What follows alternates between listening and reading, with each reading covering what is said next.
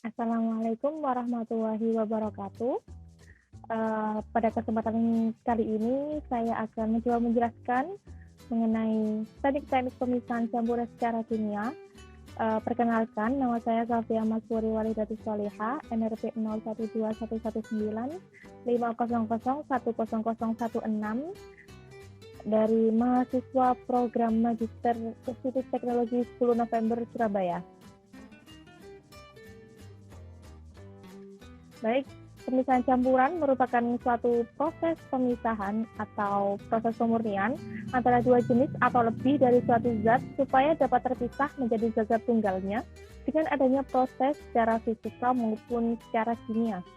Nah, beberapa proses pemisahan campuran secara kimia itu dapat dilakukan melalui ekstraksi, kromatografi, elektroforesis, dan lainnya. Saya akan menjelaskan mengenai pemisahan secara ekstraksi terlebih dahulu. Ekstraksi merupakan salah satu teknik pemisahan kimia untuk memisahkan atau menarik satu atau lebih komponen atau senyawa-senyawa merupakan analit dari suatu sampel dengan menggunakan pelarut tertentu yang sesuai. Nah, ekstraksi pada cair merupakan suatu proses transfer secara difusi analit dari sampel padatan ke dalam pelarutnya. Ekstraksi dari sampel padatan dapat terjadi ketika analit yang diinginkan itu dapat larut dalam pelarut pengekstraksi. Prinsip pemisahannya itu didasarkan pada kemampuan atau daya larut analit dalam pelarut tertentu, sehingga pelarut yang digunakan sebagai pengekstraksi harus mampu menarik komponen analit dari sampel secara maksimal. Mekanismenya itu dimulai dengan proses absorpsi pelarut oleh permukaan sampel, lalu diikuti dengan proses difusi pelarut ke dalam sampel dan pelarutan analit oleh pelarut, di mana di situ terjadi interaksi antara analit dengan pelarutnya.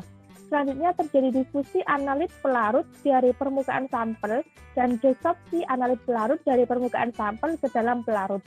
Perpindahan analit pelarut ke permukaan sampel ini berlangsung sangat cepat ketika terjadi kontak antara sampel dengan pelarut tersebut. Nah, kecepatan difusi analit pelarut ke permukaan sampel itu merupakan tahapan yang mengontrol keseluruhan proses ekstraksi. Kecepatan difusi bergantung pada beberapa faktor. Yang pertama yaitu temperatur, yang kedua luas permukaan partikel atau sampel, yang ketiga perbandingan analit dengan pelarutnya, yang keempat adalah jenis pelarut yang digunakan, dan yang kelima adalah kecepatan dan lama pengadikan. Lalu hal-hal yang perlu diperhatikan agar proses ekstraksi terjadi secara maksimal, itu yang pertama adalah kemampuan atau daya larut dari analit dalam pelarut itu tinggi, yang kedua adalah pelarut yang digunakan itu selektif, yang ketiga konsentrasi analit dalam sampel harus cukup tinggi, dan yang keempat adalah tersedia metode untuk memisahkan kembali analit dari pelarut pengekstraksi. Nah, ekstraksi pada cair dibagi menjadi beberapa hal jenis-jenisnya. Yang pertama yaitu maserasi, yang kedua adalah perkolasi, dan yang ketiga adalah sokretasi. Untuk maserasi ini merupakan proses ekstraksi yang dilakukan dengan cara merendam sampel pada suhu kamar menggunakan pelarut yang sesuai, sehingga dapat melarutkan analit dalam sampel. Ekstraksi dilakukan berulang kali sehingga analit terekstraksi secara sempurna. Kelebihan metode maserasi ini yaitu menggunakan alat dan cara yang sederhana, dapat digunakan untuk analit yang tahan panas maupun yang tidak tahan panas, tapi kelemahannya itu membutuhkan volume pelarut yang cukup banyak. Lalu untuk perkolasi, ini merupakan ekstraksi yang dilakukan dengan jalan mengalirkan pelarut secara perlahan pada sampel dalam suatu perkolator. Pelarut ditambahkan secara terus-menerus sehingga proses ekstraksi selalu dilakukan dengan pelarut yang baru. Proses ekstraksi dilakukan hingga analit dalam sampel terekstraksi secara sempurna. Untuk sokretasi, itu merupakan proses ekstraksi dengan menggunakan alat sokret. Pelarut dan sampel ditempatkan secara terpisah. Prinsipnya adalah melakukan ekstraksi secara terus-menerus dengan menggunakan pelarut yang relatif sedikit. Bila ekstraksi telah selesai, maka pelarut dapat diuapkan sehingga akan diperoleh ekstraknya. Pelarut yang digunakan itu biasanya memiliki titik didih yang rendah atau bersifat mudah menguap. Nah, sokretasi ini dilakukan dengan cara pemanasan pelarut. Uap pelarut yang dihasilkan itu akan mengalami pendinginan dalam kondensor dan secara kontinu akan membasahi sampel, dan secara teratur pelarut tersebut akan dimasukkan kembali ke dalam labu dengan membawa analit. Proses ini berlangsung secara kontinu. Pelarut yang digunakan dapat diuapkan kembali dan dipisahkan dari analit. Sokretasi dapat dihentikan dengan cara menghentikan pemanasan pada mantel. Nah, ini merupakan instrumentasi alat sokretasi. Nah, gambar di bawah ini merupakan instrumentasi alat sokret, di mana peralatan yang digunakan dalam metode sokretasi ini terdiri dari kondensor, sokret, labu alas bulat, dan pemanas. Sokret terdiri dari timbel, pipa F, dan sifon. Kondensor berfungsi sebagai pendingin untuk mempercepat proses pengembunan. Timbel berfungsi sebagai wadah untuk menyimpan sampel. Pipa F berfungsi sebagai saluran bagi uap pelarut yang dipanaskan pada labu bulat ke kondensor. Lalu sifon ini berfungsi sebagai perhitungan siklus. Bila larutan pada sifon ini penuh dan jatuh ke dalam labu dasar bulat, maka dihitung sebagai satu siklus. Labu dasar bulat berfungsi sebagai wadah pelarut, sedangkan pemanas berfungsi untuk memanaskan pelarutnya. Selanjutnya yaitu ada ekstraksi cair-cair. Ekstraksi cair-cair merupakan teknik penyiapan sampel untuk mengekstraksi analit atau komponen yang digendaki. Clean up atau membersihkan, menghilangkan pengotor, memekatkan analit, dan mengubah pelarut sehingga analit yang diinginkan kompatibel dengan teknik analisis yang akan digunakan. Teknik dasar yang sederhana dapat diilustrasikan adalah sebagai penggojokan larutan air dengan pelarut organik yang tidak bercampur dengan air. Kebanyakan prosedur ekstraksi cair-cair ini melibatkan ekstraksi analit dari fase air ke dalam pelarut organik yang bersifat nonpolar atau semipolar, seperti heksan, metilbenzen, dan diklorometan.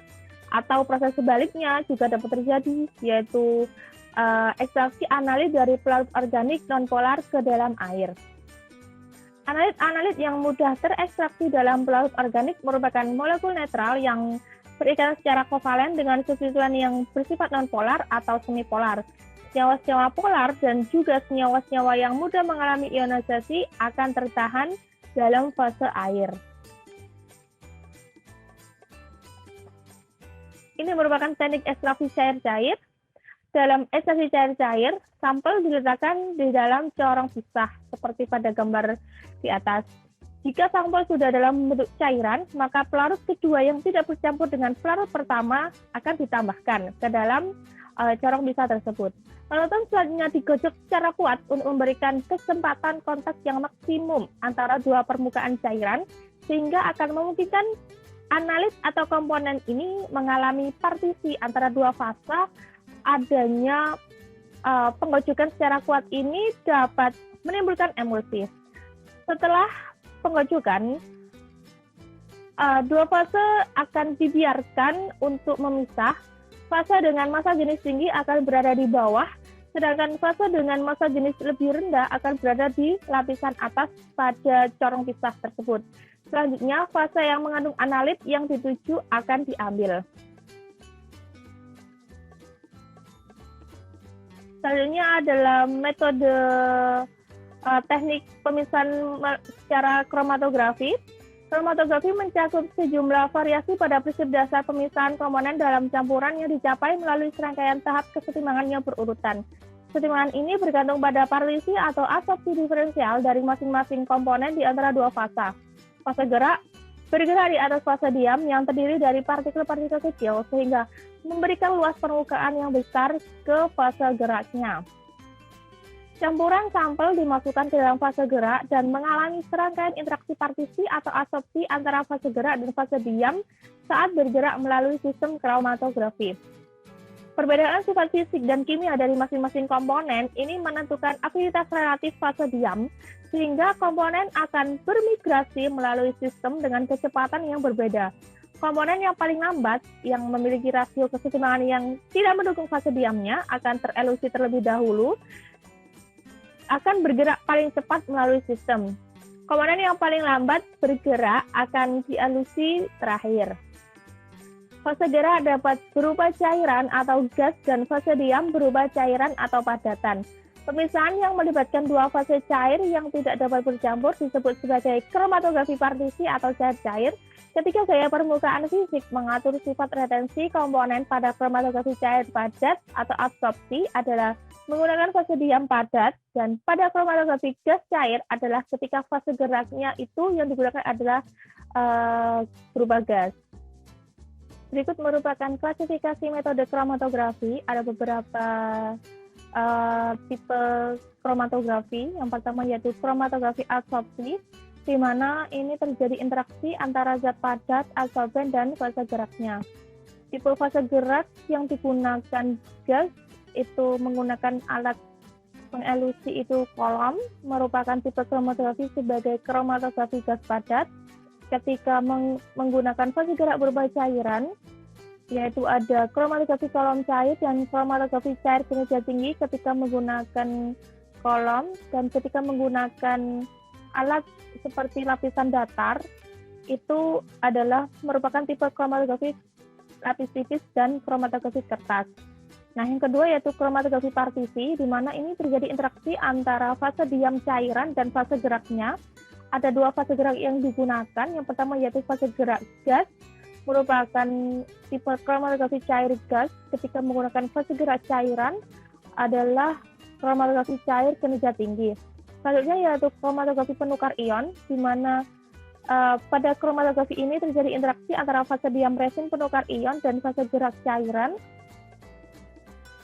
Menggunakan kolom juga merupakan tipe kromatografi penukar ion. Selanjutnya yaitu kromatografi permeasi. Ini terjadi interaksi antara matriks polimer dan fase gerak cairan, menggunakan fase gerak cairan juga tentunya, dan menggunakan kolom itu merupakan tipe kromatografi gel permeasi. Nah, ini merupakan instrumentasi dari kromatografi gas. Kromatografi gas terdiri fase gerak berupa gas dan fase diam berupa cairan yang tidak bergerak dan memiliki berat molekul tinggi yang diendapkan atau terikat secara kimiawi pada dinding bagian dalam tabung kapiler panjang. Pipa kapiler tempat sampel bergerak disebut sebagai kolom kromatografi.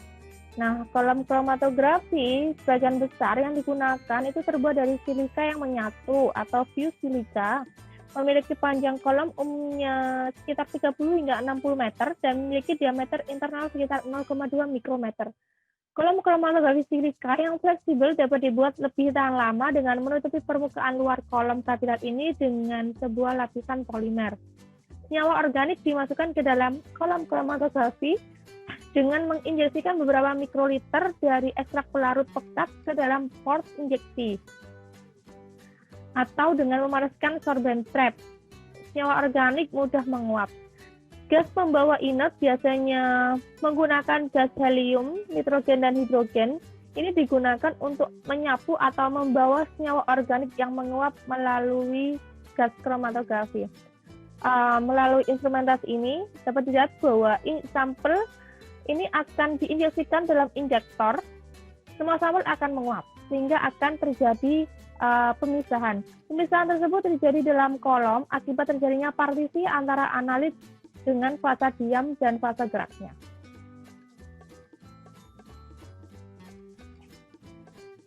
Kromatografi cair adalah istilah untuk menggambarkan pemisahan komponen larutan setelah migrasi diferensial zat terlarut dalam cairan yang mengalir melalui kolom yang berisi partikel padat.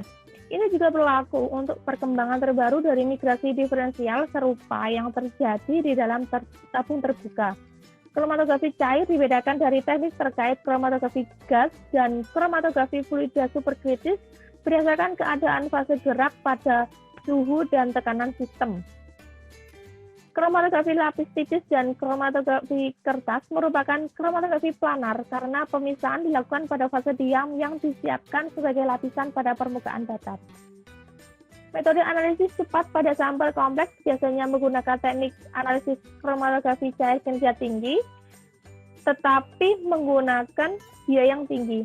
Namun terlepas dari tren ini, Kromatografi lapis tipis memiliki sejumlah keunggulan, diantaranya yaitu analisis simultan dari beberapa standar dan sampel dapat dilakukan dalam kondisi yang identik dalam satu waktu dengan kromatografi cair kinerja tinggi. Senyawa yang tertahan kuat dibandingkan dengan kromatografi cair kinerja tinggi membentuk zona kromatografi yang paling kompak dan oleh karena itu dapat dihilangkan dan dimurnikan. Semua komponen dapat ditemukan, tidak seperti di HPLC atau kromatografi cair kinerja tinggi, di mana bahan yang sangat polar ini mungkin terlewatkan karena puncaknya sangat luas dan sulit untuk dilihat. Pada kromatografi lapis tipis hanya dibutuhkan sedikit saja absorben dari sampel. Spot-spot yang dipisahkan ditempatkan pada plat, sehingga biasanya tidak diperlukan pengumpulan fraksi. Namun demikian, tidak ada kesulitan dalam pemisahan preparatif yang dicapai dengan meningkatkan ketebalan lapisan dan menggunakan pemuatan sampel yang lebih tinggi. Setelah pemisahan, mudah sekali untuk memulihkan substansi individu dengan mengikis dan mengumpulkan bagian dari lapisan yang diabsorpsi. Zat tersebut kemudian dapat diekstraksi dengan pelarut yang sesuai. Selanjutnya ada kromatografi kolom, memiliki prinsip yang didasarkan pada mekanisme absorpsi dan partisi. Proses absorpsi melibatkan beberapa interaksi yakni ikatan hidrogen, gaya van der Waals, gaya dipol-dipol, interaksi ionik dan filtrasi atau permeasi antara senyawa-senyawa dalam campuran dengan fase diamnya. Senyawa yang dapat berinteraksi dengan fase diam akan teretensi, sedangkan senyawa yang tidak dapat berinteraksi dengan fase diamnya itu akan bergerak mengikuti fase gerak dan dielusi terlebih dahulu. Hasil pemisahannya dikumpulkan berupa fraksi-fraksi ketika keluar dari kolom. Berikut merupakan ilustrasi proses pemisahan dari kromatografi kolom. Ini merupakan campuran yang akan dipisahkan, itu akan dimasukkan pada bagian ujung atas kolom dan fase gerak dibiarkan mengalir melalui fase diam di dalam kolom yang hanya dipengaruhi oleh gaya gravitasi. Nah, kromatografi kolom memiliki beberapa jenis.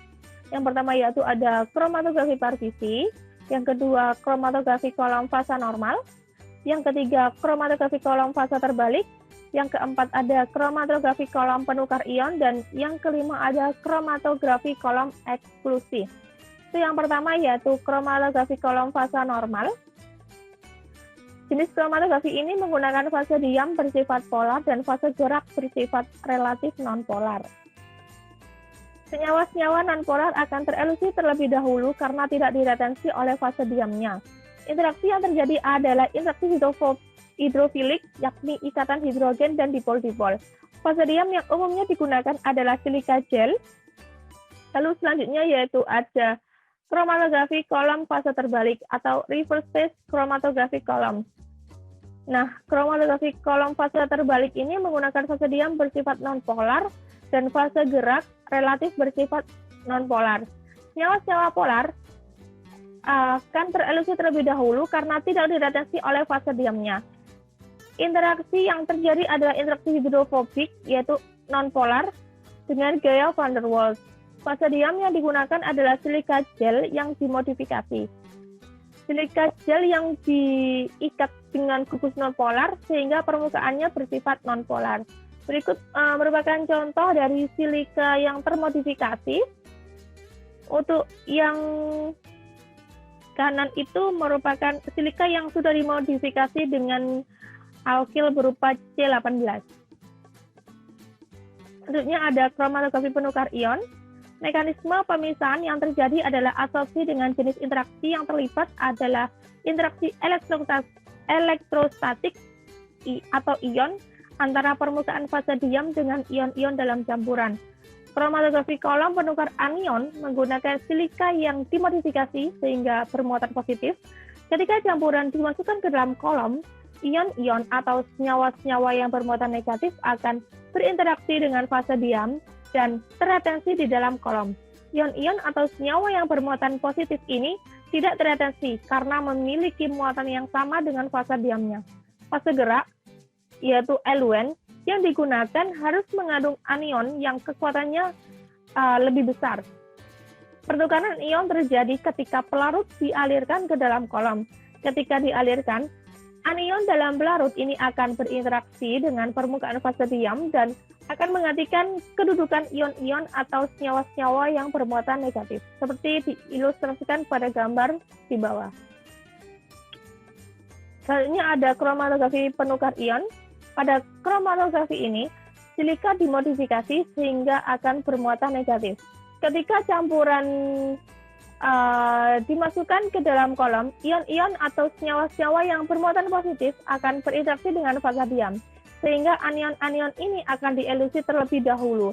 Fase gerak atau eluen atau pelarut pengelusi yang digunakan ini harus mengandung kation yang kekuatannya ionnya itu lebih besar, karena ini merupakan kromatografi kolom penukar kation. Penukaran ion di dalam kolom terjadi ketika pelarut dialirkan ke dalam kolom. Ketika dialirkan, kation dalam pelarut pengelusi dan berinteraksi dengan permukaan fase diam dan akan menggantikan kedudukan ion-ion atau senyawa-senyawa yang bermuatan positif yang sebelumnya telah diretensi. Selanjutnya ada kromatografi eksklusi. Kromatografi eksklusi merupakan salah satu jenis kromatografi adsorpsi. Hal ini disebabkan karena mekanisme pemisahan yang terjadi berupa adsorpsi senyawa-senyawa dalam campuran yang mempunyai ukuran molekul kecil oleh permukaan fase diam yang berpori.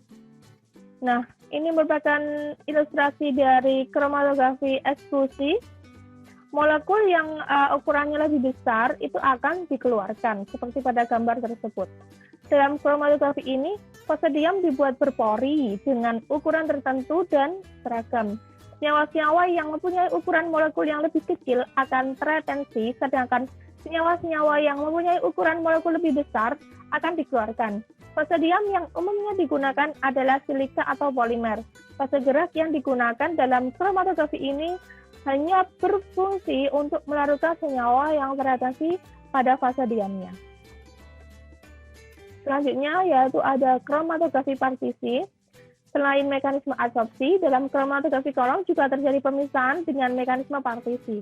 Pemisahan dengan mekanisme partisi ini terjadi apabila fase diam yang berupa cairan. Pada kromatografi ini, fase diam cairan dikemas dalam kolom.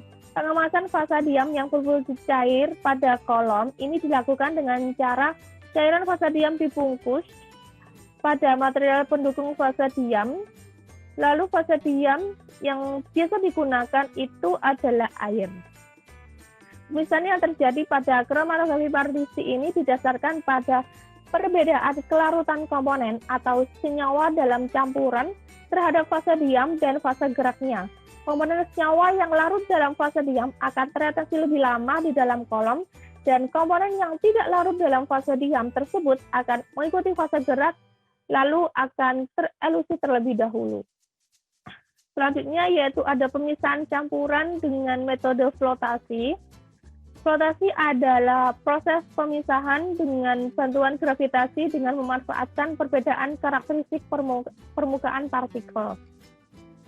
Seperti pada gambar di bawah, itu gelembung gas dimasukkan ke dalam cairan.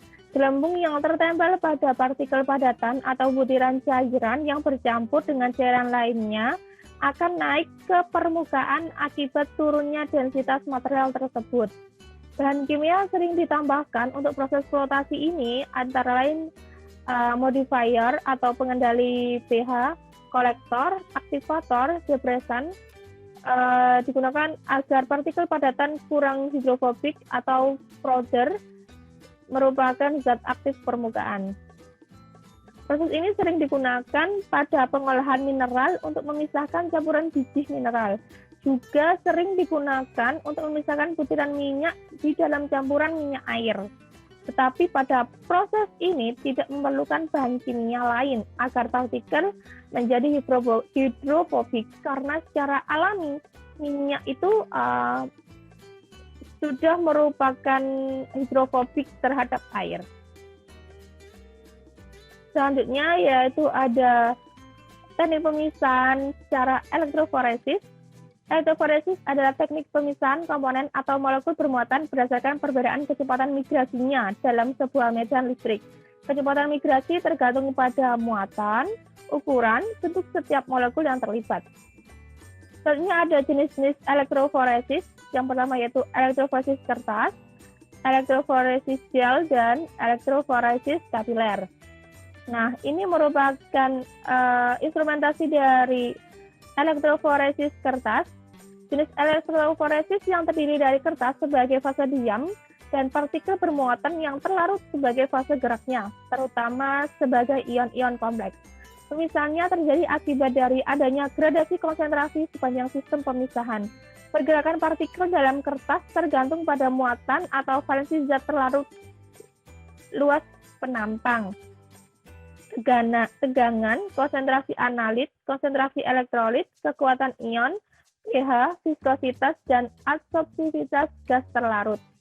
Kelebihan dari elektroforesis kertas ini adalah proses migrasinya itu lebih cepat, pemisahan spot menjadi kecil, mudah memisahkan sampel dengan spektrofotometri, dan mudah dilarutkan dalam pelarut dalam jumlah sedikit. Tetapi memiliki kekurangan karena adanya gangguan yang disebabkan oleh gugus hidroksi yang terdapat pada selulosa yang dapat berinteraksi dengan molekul polar, sehingga daya migrasi molekul tersebut terganggu atau menjadi lebih rendah.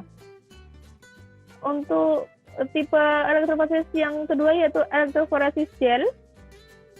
Elektroforesis yang menggunakan gel sebagai fase diam untuk memisahkan molekul. Pada awalnya, fase diam yang digunakan untuk melakukan elektroforesis gel ini adalah dengan menggunakan medium gel kanji untuk pemisahan biomolekul besar seperti protein. Namun, elektroforesis kemudian akan berkembang dengan menjadikan gel media ini berupa agarosa dan poliakrilamida. Gel agarosa digunakan untuk memisahkan asam nukleat yang lebih besar, sedangkan gel poliakrilamida digunakan untuk memisahkan protein atau asam nukleat yang berukuran kecil, seperti DNA, RNA, atau oligonukleotida. Nah, kelebihan dari elektroforesis gel ini, reaksi kimia dapat diamati dengan mudah. Gel dari hasil percobaan dapat disimpan dan sampel dapat ditangani dengan baik dan cepat. Tetapi kekurangannya itu rawan terjadi kesalahan pada proses pemindahan campuran sampel ke dalam slot gel karena memiliki ukuran yang relatif kecil. Selanjutnya ada elektroforesis kapiler. Seperti digambarkan pada gambar, metode elektroforesis yang digunakan untuk memisahkan asam amino, protein, lipid, karbohidrat, dan nukleotida dengan resolusi tinggi yang dilakukan pada pipa kapiler yang berisi larutan buffer. Molekul-molekul yang berada di dalam larutan seperti partikel bermuatan atau ion, baik kation maupun anion, ketika dikenai medan listrik, maka ion-ion tersebut akan bergerak menuju elektroda yang berlawanan muatannya. Kation akan menuju katoda, sedangkan anion akan menuju ke anoda. Nah, kelebihan dari proses elektroforesis kapiler ini memiliki efisiensi dan selektivitas yang baik, namun memiliki kekurangan yaitu boros listrik karena menggunakan tegangan tinggi dan harga alat yang digunakan ini relatif mahal. Berikut adalah referensi yang saya gunakan. Terima kasih atas perhatiannya. Stay safe and stay healthy. Wassalamualaikum warahmatullahi wabarakatuh.